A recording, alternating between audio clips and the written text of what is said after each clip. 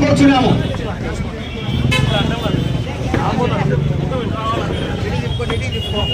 జై జగన్, జై జగన్, జై జగన్.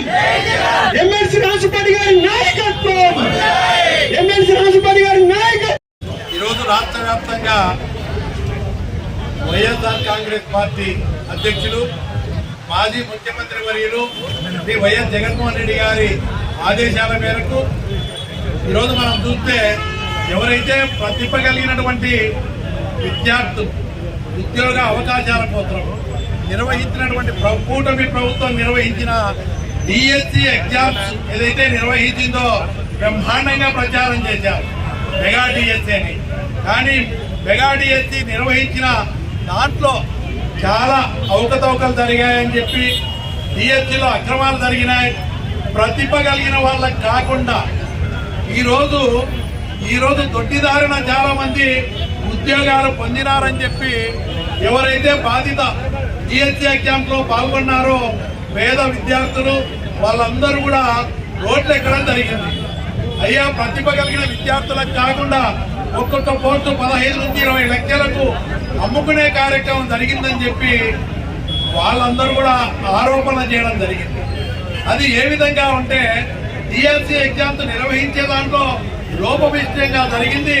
అదేవిధంగా ఎగ్జామ్స్ ప్రిపరేషన్ క్వశ్చన్ పేపర్ తయారు చేసే విధానంలో కానీ దాంట్లో పాల్గొన్నటువంటి అవుట్ సోర్సింగ్ ఎంప్లాయ్ ఎవరైతే ఉన్నారో ఎగ్జామ్ లో పాల్గొని రాష్ట్ర టాపర్ గా రావడం కానీ ఇలాంటి అవకతవకలు జరిగినాయి. పరీక్ష రాయకుండా స్పోర్ట్స్ కోటాలో 2% ఉన్న స్పోర్ట్స్ కోటాను 3% పెంచి పరీక్ష రాయకుండా స్పోర్ట్స్ కోటాలో ఉద్యోగాలు ఇచ్చిన విషయంలో కూడా ఈరోజు 300 పోస్టులు పరీక్ష రాయకుండా ఉద్యోగాలు పొందిన పరిస్థితి చూస్తే ఈరోజు విద్యార్థులందరూ కూడా ఎగ్జామ్స్ రాసిన వాళ్ళయ్యా. స్పోర్ట్స్ కోటాలో మెరిట్ లో స్వర్ణం వచ్చిన పథకం వచ్చినా కూడా మాకు ఉద్యోగాలు రాయలేదు.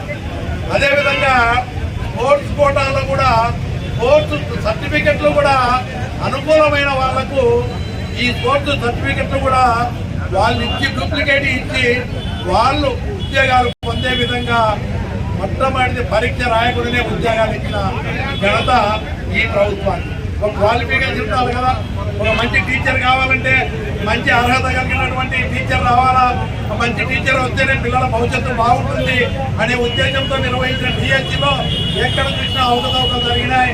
ఈరోజు రోడ్లెక్కి ఆధారాలతో సహా ఇవన్నీ కూడా పిల్లలందరూ కూడా వచ్చి ప్రభుత్వానికి విన్నవిస్తే ప్రభుత్వం స్పందించకపోతే కొంతమంది హైకోర్టుకు కూడా వెళ్లడం జరిగింది. హైకోర్టు కూడా విచారణ చేయాలని చెప్పడం జరిగింది. దీంట్లో భాగంగానే పిల్లలందరూ కూడా ఈ జరిగిన అక్రమాలు బయటికి రావాలంటే దీనికి బాధ్యత వహిస్తూ గౌరవ మంత్రి లోకేష్ గారు ఎవరైతే ఉన్నారో విద్యాశాఖకు ఆయన రాజీనామా చేయాలి మొట్టమొదటిగా అని చెప్పి దీన్ని సిబిఐ ఎంక్వైరీ చేయాలని చెప్పి వీళ్ళందరూ కూడా నిరుద్యోగ యువత డిఎస్సిలో పాల్గొంటున్నటువంటి వాళ్ళందరూ కూడా డిమాండ్ చేస్తూ ఉండి ఉన్నా కూడా ప్రభుత్వం స్పందించకుండా విచారణ చేయకుండా మండిగా ఉన్న సందర్భంగా ఈరోజు జగన్మోహన్ రెడ్డి గారు పిలిపించారు. పేద విద్యార్థులు నిరుద్యోగ యువత తరఫున డిఎస్సిలో పాల్గొన్న వాళ్ళకి అండగా ఉంటూ ఈరోజు లోకేష్ గారు రాజీనామా చేసి బాధ్యత వహిస్తూ అదేవిధంగా సిబిఐ ఎంక్వైరీకి రాష్ట్ర ప్రభుత్వం వేయాలని చెప్పి డిమాండ్ చేసి అర్హులైన వాళ్లకు కోర్టు కోటాలో కానీ అన్నింటిలో కూడా ప్రతిభ కలిగిన వాళ్ళకే ఉద్యోగ అవకాశాలు వచ్చే విధంగా చర్యలు తీసుకోవాలని డిమాండ్ చేస్తూ ఈ దీక్షలు చేస్తూ ఇంకా ముఖ్యమైనది ఈరోజు మనం చూస్తే సమాజం బాగుండాలంటే మంచి విద్యను అందించాలి. మంచి విద్య రావాలంటే పేదవాళ్లకు, ఎస్సీలు, బీసీలు, మైనారిటీలు, ఆర్థికంగా వెనుకబడినటువంటి కుటుంబాలు ఆర్థిక ఇబ్బందుల్లో వాళ్ళ పిల్లలు చదివించలేకపోతే ఆ రోజు రాజశేఖర రెడ్డి గారు ఫీజు రీయింబర్స్మెంట్ కార్యక్రమాన్ని తీసుకొచ్చి కోట్ల మంది, లక్షల మంది పిల్లలందరూ కూడా డాక్టర్లు, ఇంజనీర్లు, రకరకాల గ్రాడ్యుయేట్స్ అయి ఉద్యోగాలు చేసుకుంటున్నటువంటి పరిస్థితి మనం చూసాం. అదేవిధంగా జగన్మోహన్ రెడ్డి గారు ఉన్నప్పుడు ఇంకా ఒక కార్యక్రమాన్ని వసతి దీవెన కూడా తీసుకొచ్చి పేదవాళ్ళ విద్యను ప్రోత్సహించే విధంగా అమ్మఒడి కార్యక్రమాన్ని కూడా తీసుకొచ్చిన కార్యక్రమాలు చూసాం. ఈ రోజు రాష్ట్ర ప్రభుత్వం అధికారంలోకి వచ్చిన తర్వాత 2 ఏళ్లలోనే 3,76,000 కోట్ల అప్పులు చేసింది. కానీ ఈ రోజు ఏ సూపర్ 6 లో ఏ పథకం అమలు చేయట్లేదు.